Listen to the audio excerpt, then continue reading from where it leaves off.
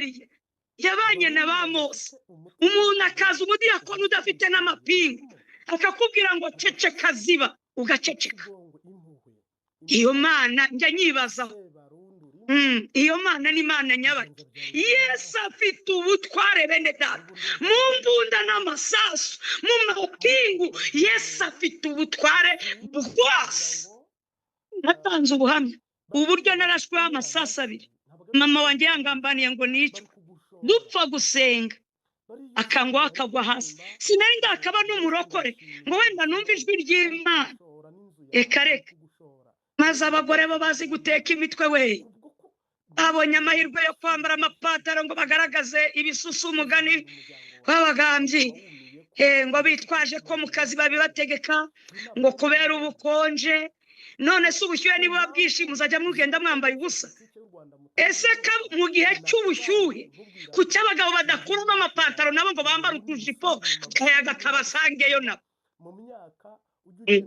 Kuki klima ibihe bibahinduka? Kuki mwabagabo mwe mudakubitamo utumini wenda akayaga kagere hejuru byihuse namwe mworoherwa? Kuki mutambara amasengeri yonyine ngo mworoherwa n'ubushyuhe byibuze namwe mwihungize nk'abagore birirwa bambaye amasengeri mu gihe cy'ubushyuhe? Wenda si ugusebya biri kuri YouTube, nimushaka kubimbaza ndabibereka. Hano iwacu hari umupasiteri, nimushake mu nyange, ariko yarabyivugiye kuri YouTube. Nawe nukora amanyanga nzakuvuga. Ntago yasambanye hoya, ntiyishe umuntu, ariko yavuze ijambo ndababa. Basengeye abagore ngo baba abapasiteri. Izanye ukuri kuva mu itangirira abagore bakoze akazi kenshi pe, no ku rugamba bagiyeyo. Nuwe mugore wishe byibuze n'inyoni akayitambira Imana h'igitabo, uhereye mutangira ukageza mu byahishuwe. Ntabwo umugore yambatiza ngo nizere ko nabatijwe nakongera kujya kwiga igice. Ngize ukuri nawe yaba ari umugabo musinzi ariko akambatiza, aho nataha nemeye. Ntabwo umugore yasezeranya ngo nemera nakumva nishingiye. Nareba umupasiteri wenda banahagaritse ngamuhamagara ati duhurire mu rugo ibintu byakomeye, basi wongere usengera impeta, wongere usengere kugira ngo ku munsi w'urubanza Imana itazavuga ati sigara ngomba gushaka akantu katasambuza kuri wa munsi. Imana ikavuga ati hoya riziki we, ariko murakina n'ubugingo, nakina n'ikintu cyitwa kujya mu muriro utazima. Aricyo nemera kuvuga ubutumwa. Byo nakera kose na ba Elisabeth Yerusalemu barahanuraga uvuga ubutumwa turabyemera, ariko gutamba igitambo ifo feratasiyo. Wenda nimushake murakare burundu, n'ubundi naraciwe muri ADPR bamaze kunca 3. Sukunca ahubwo barancagaguye. Nayise nawe ajya hace namwe muce muri abashumba. Yesu atora intumwa 12 akiri ku isi. Nta bakobwa bitondaga babagaho, nta bagore b'imfura bari bahari muri Isiraheli. Kuki nta mugore yashyize mu kuki nta mugore yashyize mu ntumwa 12? Kuki itorero yaryubatse kuri Petero? Kuki atarishyize kuri nyina Mariya birirwa basenga? Aramutse ati ndakuramutsa Mariya. Kuki atarishyize kuri Bikira Mariya ahubwo akaryubaka kuri Petero? Mwabagore muri kunyumva, ibi bintu biritonderwa. Muhanuzi turi kumwe kuri urubuga, Yesu aravuze ngo mubigishe kubyitondera, si ibyo guhubuka, si ibyo gutendereza mubyina amakorasi uko mwiboneye. No, mu makorari muceza ndomboro ya soro, mubyina nka ba Kofi Olomide. No, mubigishe kubyitondera. Ibi bintu biritonderwa. Injyana ngize abandi bose, ngizaba Joseph ngo niba ari Kamiliyoni, koko usange korari iracuranga kimwe na Diamond.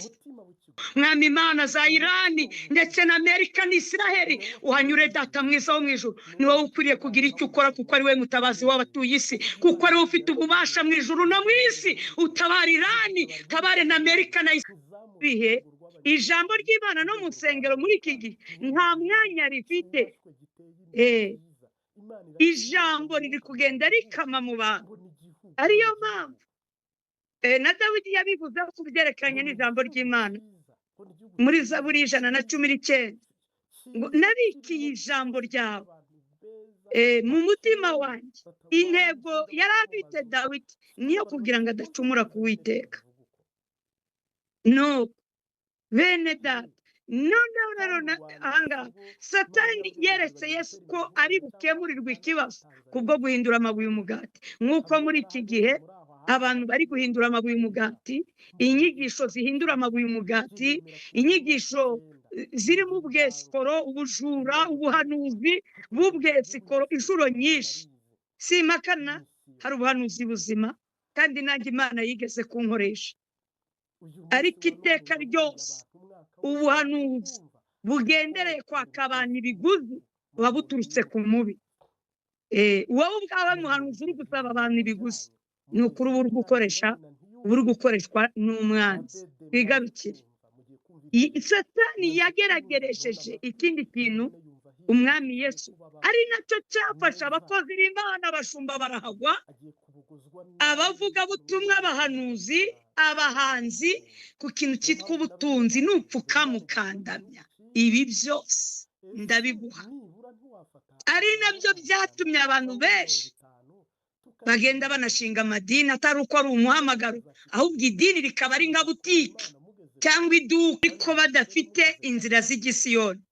Rero turi mu gihe iri jambo ryavuze ngo nuko ngo maze mbona iryo hembe, Daniel abona iryo hembe rya gatatu rivutse kuri wa mutwe wa ya nyamaswa itangaje ifite amahembe 10, rirwanya abera rigera ku rwego ryenda kubanesha.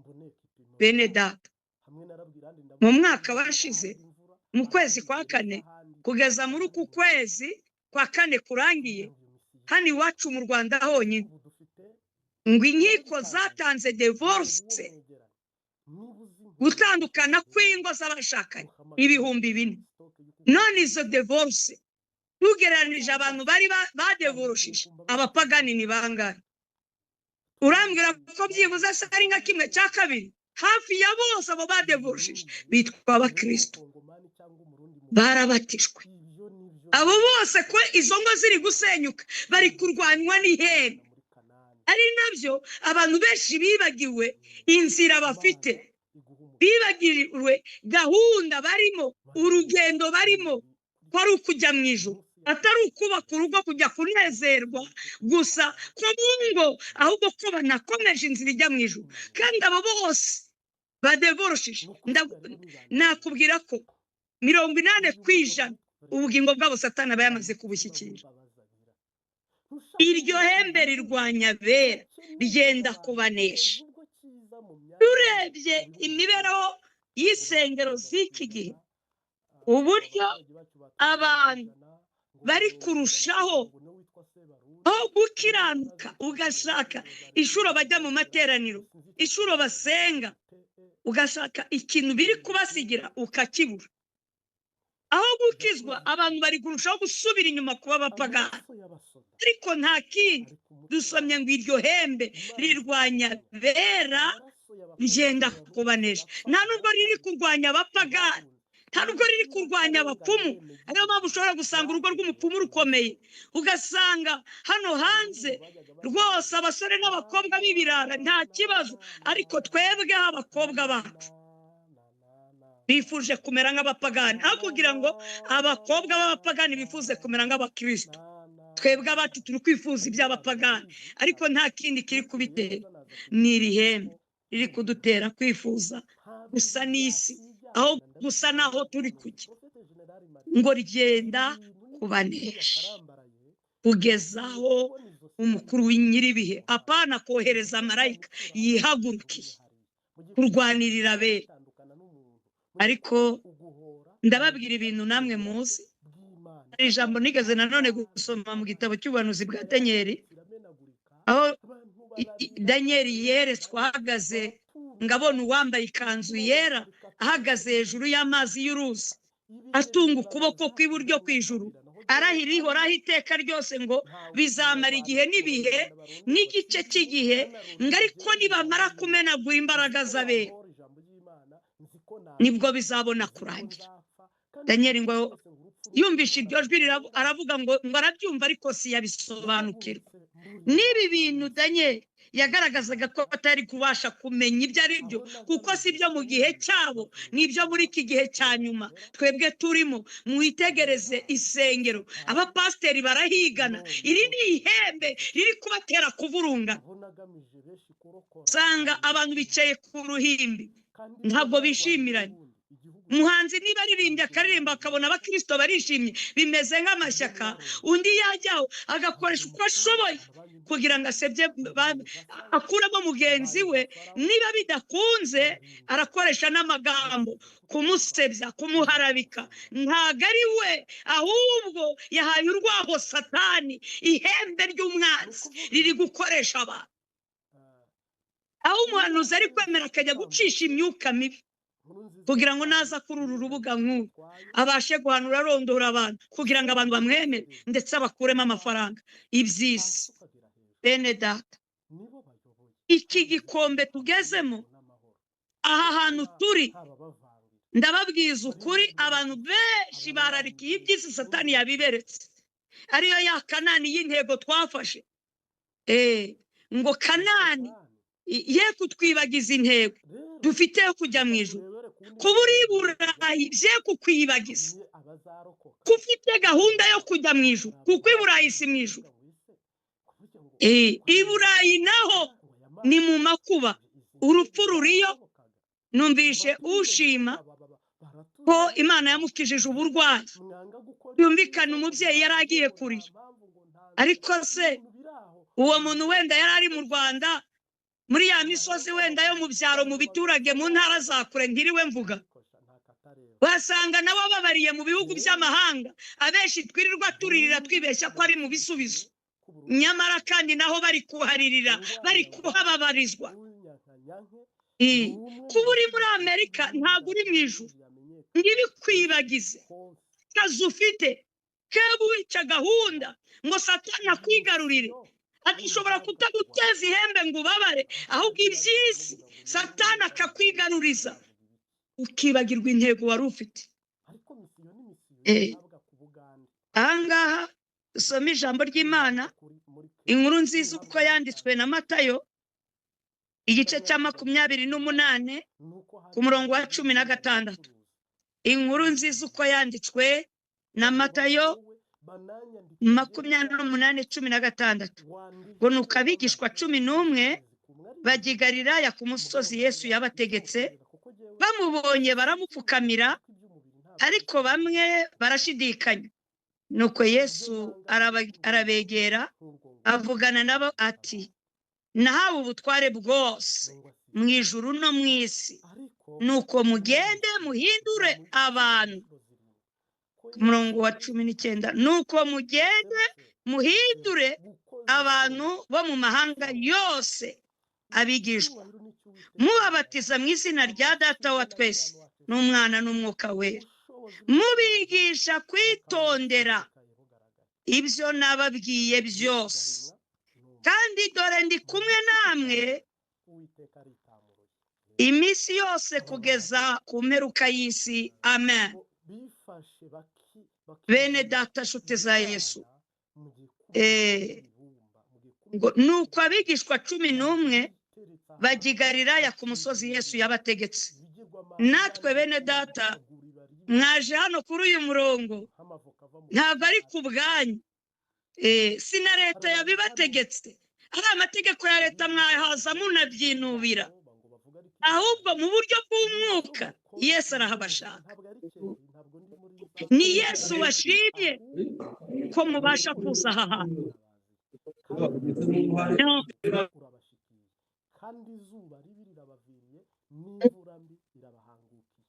Aho hantu abigishwa bateraniye Yesu arahabasanga. Ngo bamubonye baramupfukamira, bamwe, ntabwo ari bose, bamwe barapfukamye ariko abandi barashidikanya. Ubu turi kuri urubuga, Imana niyizi imitima. Ntabwo mbizi ko twese ariko duhuje, ariko turi gushaka Imana, turi gushaka ubugingo buhoraho. Hari abantu baba bari hano ariko imitima iri ahandi, akaza kubera runaka akaza kugira ngo wenda nibasenga nibamusengera ibyerekeranye n'inyungu z'uyu mubiri bize gucamo, ariko mu by'ukuri ubugingo butamushishikaje, ubugingo butamurebana mba iby'ijuru, uretse kumva akavuga ati nta cyaha mfite cyambuza kujya mu ijuru, akumva bitamuhangayikishije. Ariko bene data,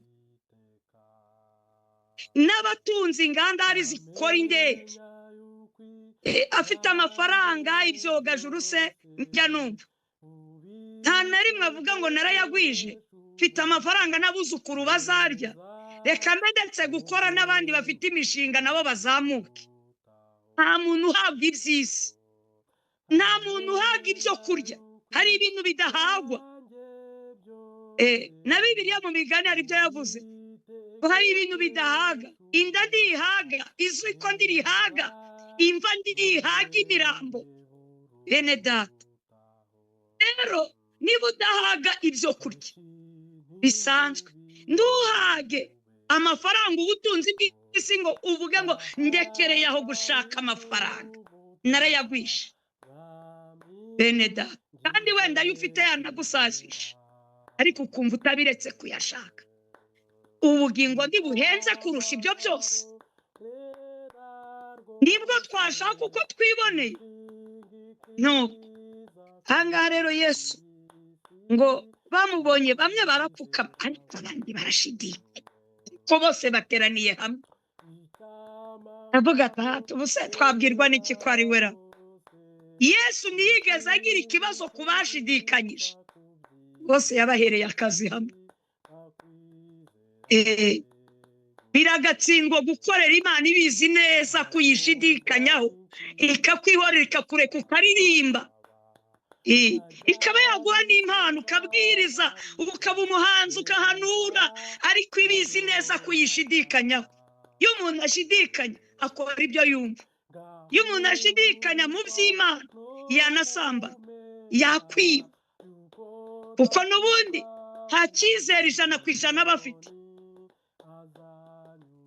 Njya numva abantu bavuga, njya mbyumva rimwe na rimwe no mu mamodoka, abantu bavuga ati ariko ibi bintu by'Imana maze kubyumva nk'inshuro zingahe, biramutse ari igipindi, buriya aba bantu banze kunywa akayoga ntibazakwicuza. Kumva nko muri kwasiteri hano iwacu, mu mabisi ya hano iwacu, abantu ngo yababa wenga barokore bakwicuza we, ngo abanze gusambana bakwicuza we. Ndababwiza ukuri, naho byaba bidahari, iyo udakora ibyaha ugira amahoro. Mu buzima busanzwe kudakora ibyaha bitanga amahoro, bitanga ubuzima bwiza. Kuba utabaye umusinzi bikurinda ingorane nyinshi, kuba udasambana bikurinda ibyorezo, tureke no mu mwuka mu by'Imana bikurinda akaga, kubyara abana utateganije hirya no hino, gutwarinda nawe ngo ujye gukorwa n'isoni, abana batagira base. Kudakora ibya, iyo utibye, iyo wibye bakamufata urakubitwa, wanakwicwa, wahasiga ubuzima. Ariko iyo utiba bikuzanira amahoro. Bene data, gukiranuka ni ikintu cya mbere cyiza ku isi, gitanga ubuzima bwiza n'umutekano. Utuje apana iyi mitekano y'amareta yacu muri ibi bihugu byacu bya Afurika, imitekano y'imbunda, bakurindisha imbunda ariko mu mutima ndibaharinda. Ndibarinda umuntu guhangayika, ndibarinda umuntu kuba imfubyi, ndibarinda imbunda ndiyakubuza gupfakara. Imbunda ntiyatuma banki idateza ibyawe, ariko gukiranuka icyo byarinda rimwe na rimwe bijya bikuraho n'imfuto ukabibona. Ibyago bihitana abandi, twebwe bijya binadusimbutsa rimwe na rimwe. Twigarukire, nuko Yesu arabegera, aravuga ngo, avugana n'abati, nahawe ubutware bwose mu ijuru no mu isi. Yesu afite ubutware bwose, arabufite ku bami bo mu isi, arabufite mu maminisiteri. Yesu aravuga ngo nahawe ubutware. Muri kumwe birenze ishuri igihumbi we kuruta uko ubitekereza. cya gihe ugenda ukavuga ngo ugiye gusura abakristo, ngo ugiye gusura abarwayi, ugakatira mu kabyiniro mu iroji Yesu muri kumwe, ngo ndi kumwe nawe kugeza ku mperuka y'isi. bene data, uko niba Imana ivuze ko iri kumwe natwe paka kugeza ku mperuka, ndi kumwe nawe.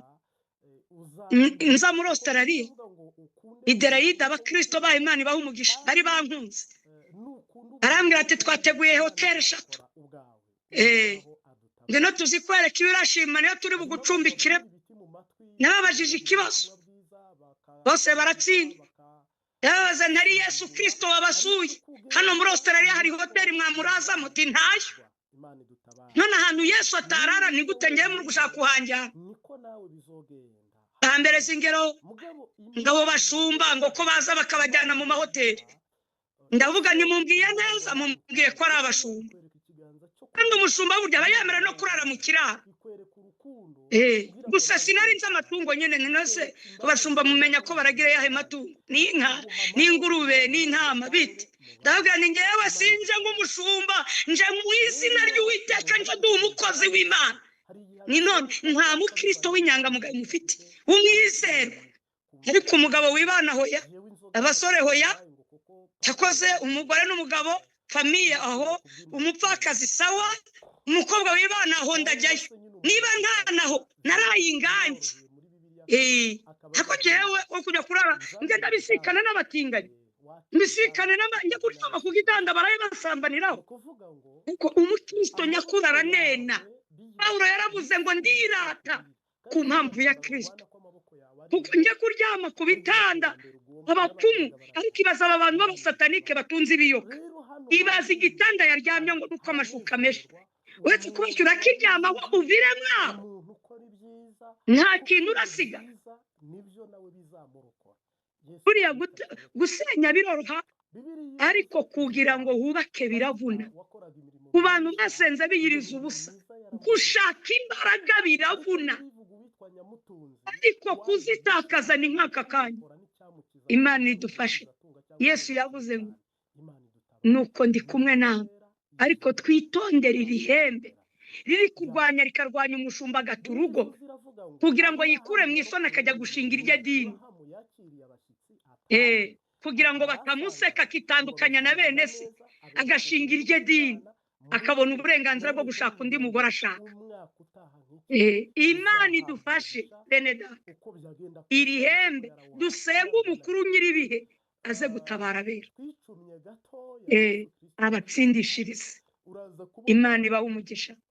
tugiye gusenga, ariko nubwo turi gusenga muzirikane ko turi kurwanywa n'imbaraga zikomeye, aho abagore bari gutingwa, abagabo bagatingwa, abana bagahinduka imfubyi.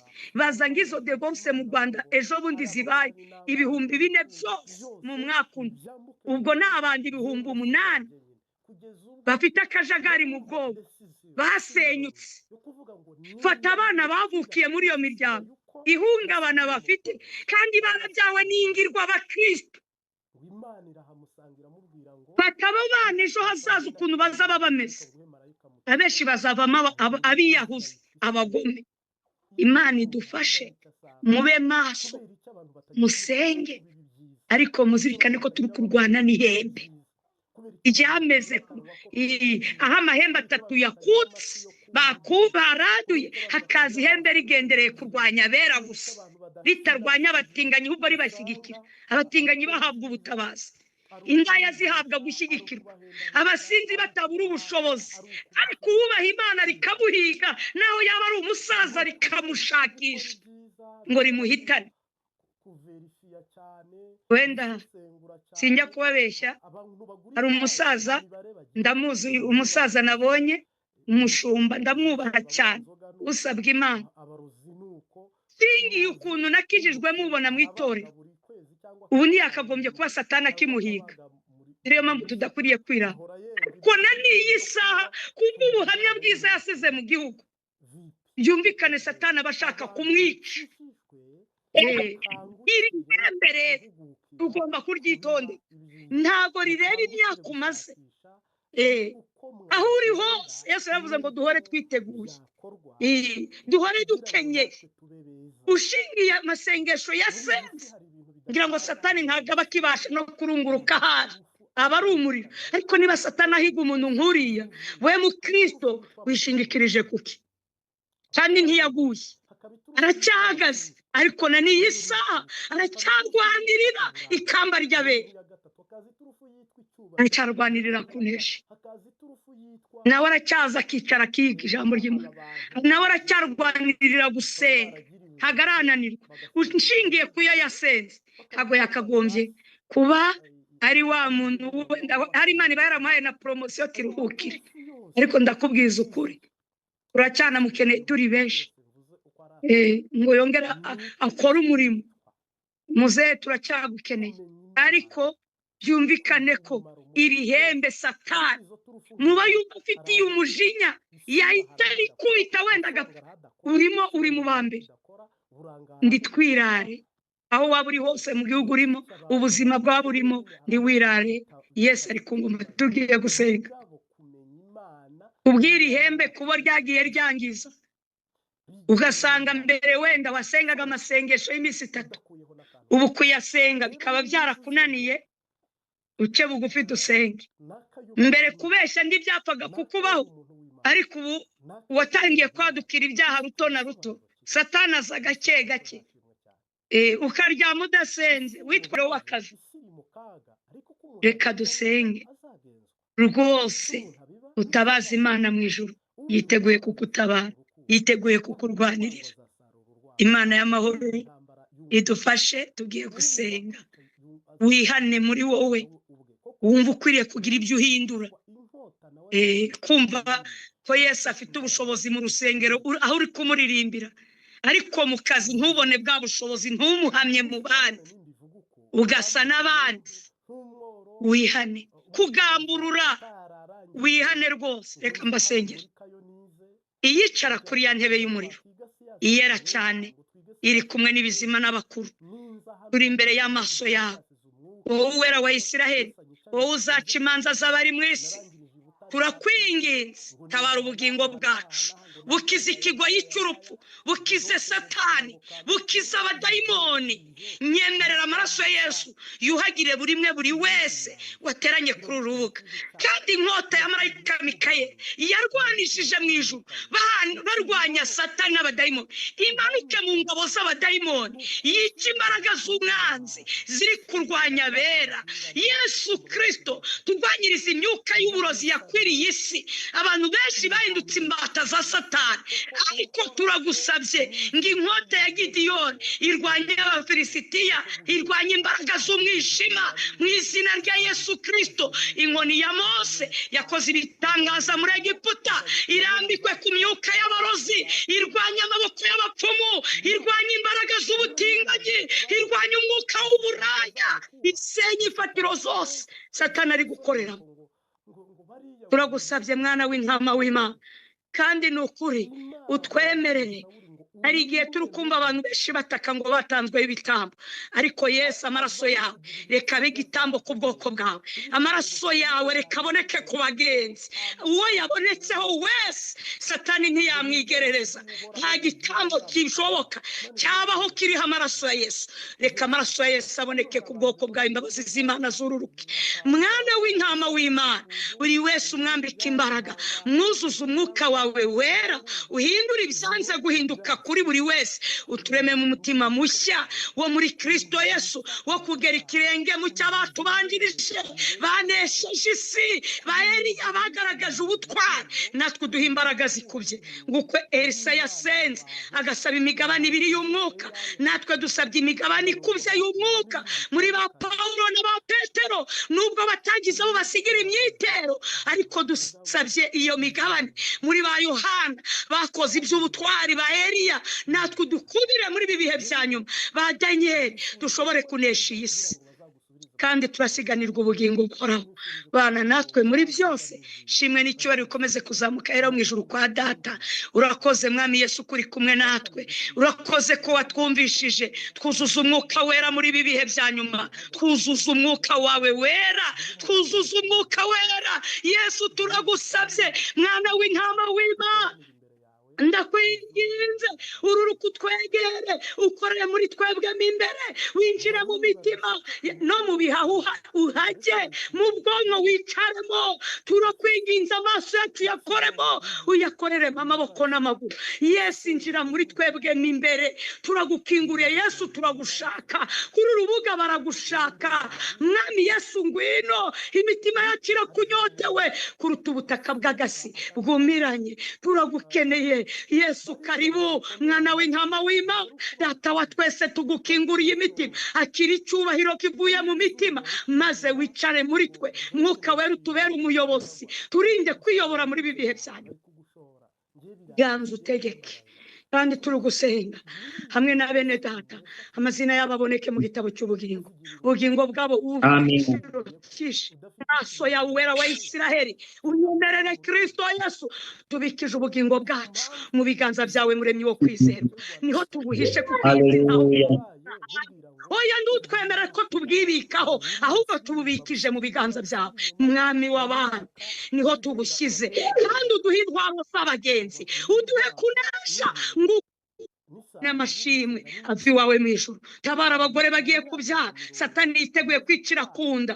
Ni ukuri turabasabiye cyane, turi kuri uru rubuga ngo ureme amashimwe, ubohore inda zaziritswe, uziture ibiziritse mu izina rya Yesu. Wica abadayimoni basamiye abo babyeyi ubuzima bwabo, wica imyuka mibi yasamiye utubebe uduhinja. Mwami Uwiteka, utabara utu tubebe, ugirire neza n'aba babyeyi, ubuzima bwabo burokoke, babyare neza kubwo guterana mu izina ryawe kuri uru rubuga. Kandi turagusabye ngo n'abafunzwe, cyane cyane intumwa n'abahanuzi, Mwami Uwiteka Nyiringabo, abasenga bari mu nzu z'imbohe, Mwami Imana barenganye, abo bose barenganurwe kubw'umutima w'imbabazi. Nukuri uhanyure nawe utabare abanyururu, kandi n'abakoze ibyaho bari kwihana no guca bugufi gusaba imbabazi hirya no hino ku isi, bace bugufi kugira ngo Uwiteka babone ubutabazi buturuka iwawe.